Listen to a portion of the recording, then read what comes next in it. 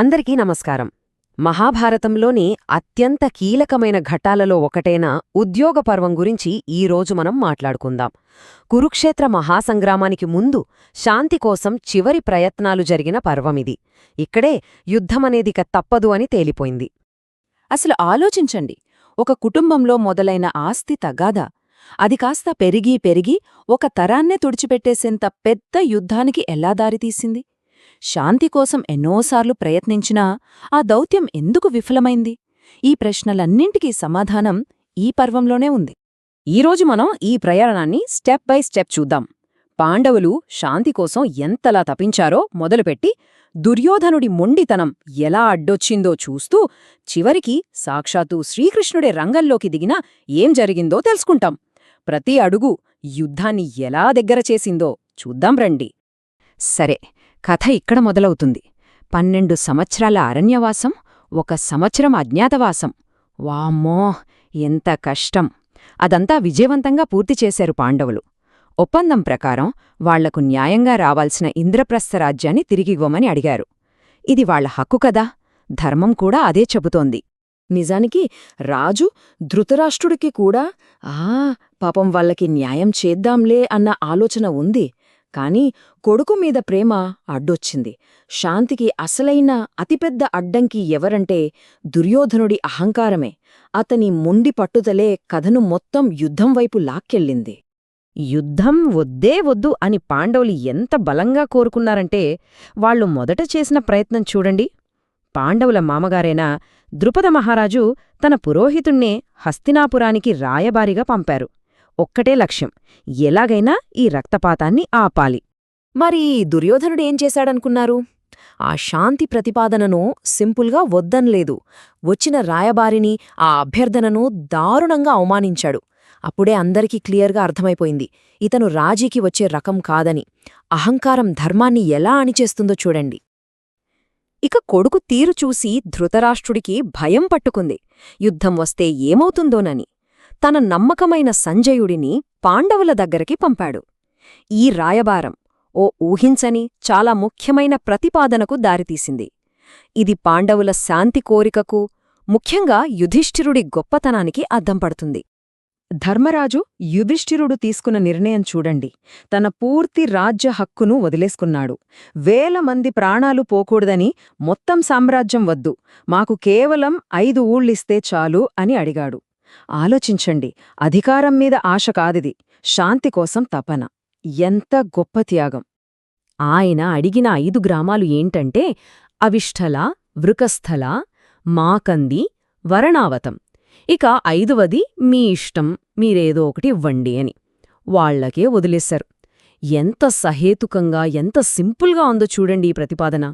మరి దీనికి దుర్యోధనుడు ఏమన్నాడో తెలుసా? మహాభారతంలోనే చిరకాలం నిలిచిపోయే మాటది. సూది మొనమీద నిలబడేంత భూమి కూడా పాండవులకివ్వను. అంతే. ఆ ఒక్క మాటతో శాంతికి ఉన్న అన్ని దార్లు మూసుకుపోయాయి. అతని అహంకారమే యుద్ధాన్ని ఫిక్స్ చేసేసింది. ఇక ఫైనల్ హోప్, ఫైనల్ అటెంప్ట్. కథలోకి సాక్షాత్తు శ్రీకృష్ణుడు అడుగుపెట్టాడు. శాంతి కోసం చివరి ప్రయత్నం చేయడానికి ఆయనే స్వయంగా రాయబారిగా హస్తినాపురానికి వెళ్లాడు. ఇది మహాభారతంలోనే one of the greatest, most thrilling episodes. కౌరవ సభలో కృష్ణుడు ఎంత బలంగా వాదించాడంటే, పాండవులు పడరాని కష్టాలు పడ్డారు, వాళ్లకు న్యాయం చెయ్యండి, ధర్మాన్ని నిలబెట్టండి, యుద్ధం జరిగితే మీ వంశం మొత్తం నాశనమైపోతుంది అని గట్టిగా హెచ్చరించాడు. భీష్ముడు, ద్రోణుడు, విదురుడు, ఆ సభలో ఉన్న పెద్దలందరూ అవును, కృష్ణుడు చెప్పేది నిజం అని సపోర్ట్ చేశారు. కాని దుర్యోధనుడి అహంకారం చూడండి ఎంతకు తెగించాడంటే, శాంతిదూతగా వచ్చిన శ్రీకృష్ణుడినే ఆ నిండు సభలో అరెస్ట్ చేయడానికి ప్లాన్ చేశాడు. ఇది మామూలు విషయం కాదు. ఒక రాయబారిని అవమానించడం వేరు, సాక్షాత్తు దైవాన్నే ఎదుర్కోవడానికి ప్రయత్నించడం వేరు. అతని పతనానికి ఇదే నాంది. అప్పుడు జరిగింది ఒక అద్భుతం, ఒక మహాద్భుతం. శ్రీకృష్ణుడు తన నిజ స్వరూపాన్ని, ఆ బ్రహ్మాండమంతా విశ్వరూపాన్ని చూపించాడు. ఆ తేజస్సును చూసి సభలో ఉన్నవాళ్లందరి కళ్ళు మూసుకుపోయాయి. అందరూ నివ్వెరపోయారు. ఇది జస్ట్ ఒక వార్నింగ్ కాదు, ధర్మం వైపు దేవుడు ఉన్నాడని చూపించడం. ఇక తిరుగు ప్రయాణంలో కృష్ణుడు కర్ణుడితో రహస్యంగా మాట్లాడాడు. అది కథను మరో పెద్ద మలుపు తిప్పే ఘట్టం. అక్కడ కర్ణుడి జన్మ రహస్యాన్ని బయటపెట్టాడు.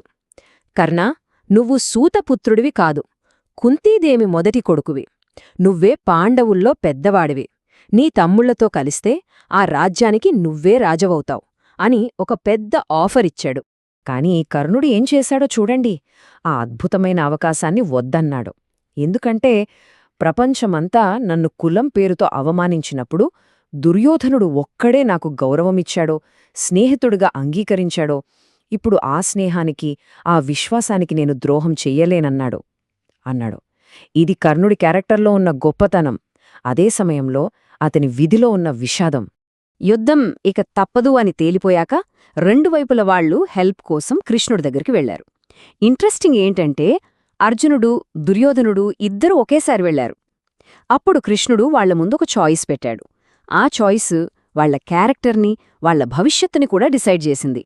చాయిస్ ఇది: ఒకవైపు నేనుంటాను, కాని ఆయుధాలు పట్టను, కేవలం సలహాలిస్తాను. మరోవైపు నా అపారమైన, ఎవ్వరూ ఓడించలేని నారాయణి సైన్యముంటుంది. ఏం కావాలో కోరుకోండి అన్నాడు. దుర్యోధనుడు ఆలోచించకుండా సైన్యాన్ని తీసుకున్నాడు. కాని అర్జునుడు దైవికమైన జ్ఞానం, దారి చూపించే శ్రీకృష్ణుడు చాలు అనుకున్నాడు. చూసారా, జ్ఞానానికి, అహంకారపూరిత బలానికి మధ్య తేడా ఇదే. శ్రీకృష్ణుడి దౌత్యం కూడా ఫెయిల్ అవ్వడంతో ఇక శాంతి అనే మాటకు తావులేకుండా పోయింది. రెండు పక్షాలు తమ తమ మిత్రరాజులకు కబుర్లు పంపి కురుక్షేత్రంలో జరిగే ఆ మహాసంగ్రామం కోసం సైన్యాలను కూడగట్టడం మొదలుపెట్టాయి. ఆకాశంలో యుద్ధ మేఘాలు కమ్ముకున్నాయి. లెక్కల ప్రకారం చూస్తే కౌరవుల సైన్యం చాలా పెద్దది. వాళ్ల దగ్గర ఏకంగా 11 అక్షౌహిణులున్నాయి. పాండవుల దగ్గర ఉన్నది కేవలం 7 అక్షౌహిణులే. కౌరవుల వైపు భీష్ముడు, ద్రోణుడు, కర్ణుడు లాంటి మహాయోధులున్నారు. కాని పాండవుల వైపు ఉన్న అతిపెద్ద బలమెవరు? ఆయుధం పట్టకపోయినా వాళ్ల పక్కన ఉన్న శ్రీకృష్ణుడు.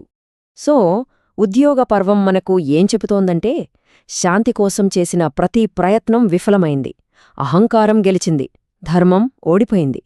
అందుకే లక్షల మంది ప్రాణాలను తీయబోయే ఆ భయంకరమైన కురుక్షేత్ర మహాయుద్ధానికి రంగం సిద్ధమైంది.